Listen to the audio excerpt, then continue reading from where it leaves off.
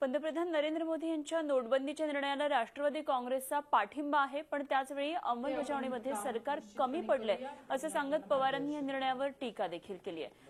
डॉक्टरने ऑपरेशन चांगलं केलं, पण ऑपरेशन नंतर पेशंटची काळजी व्यवस्थित न घेतल्यामुळे पेशंट दगावतं की काय अशी स्थिती निर्माण झाल्याचं सांगत त्यांनी या निर्णयावर कोपरखळ्या मारल्या। नोटाबंदीनंतर आता नागरिकांना त्रास होतोय, पण ते मानायला अजून लोक तयार नाहीयेत हे पटवून देण्यासाठी त्यांनी मारुतीच्या बेंबीचं उदाहरण दिलं।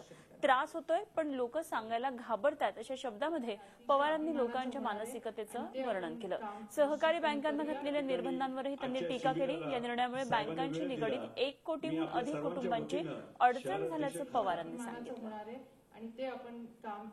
आपल्या समाजात एक अशी गोष्ट असते की एखाद्या मोठ्या माणसाकडे काही जास्त पैसे विषय असले, तो मोठा असला तर म्हणतात सगळं बरं झालं, त्याचं गव्हार बाहेर निघालं, त्याचे पैसे काळी बाहेर निघाले, आनंद आहे। आणि म्हणून ते मोठ्यापर्यंत असतं तोपर्यंत लोकांना गोड वाटतं, पण नंतर ते आपल्याला जेव्हा जाणवायला लागतं त्यावेळी लोक कुरकुर करतात, लोक सांगत नाहीत। म्हणजे मला आठवत आहे की माझ्या लहानपणी आम्ही शाळेमध्ये असताना माझं गाव मूळ काटेवाडी, त्याला म्हणतात कन्हेरी। त्या कन्हेरीमध्ये एक मारुतीचं मोठं मंदिर आहे, फार प्रसिद्ध मंदिर आहे। आणि आम्ही शाळेत असताना तिथं जायचो। एक दिवशी गेलो त्या कन्हेरीच्या मारुतीला, आणि गेल्याच्या नंतर मोठ्याच्या मोठीची मारुतीची मूर्ती, सहजच त्या मारुतीची बेंबी दिसली। त्या मारुतीच्या बेंबीत बोट घातलं, आत होता विंचू।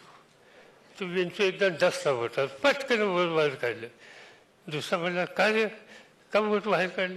नाही म्हणजे फार गार आहे म्हणलं, त्यांनी बाहेर काढलं। तिसरा म्हणलं, काय झालं? फार गार म्हणजे बर्फ असल्यासारखं, त्यांनी तिसरं घातलं, तोही पटकन बोलून बाहेर काढलं। नोटाबंदीच्या संबंधी असंच काय होतं का काय माहीत नाही।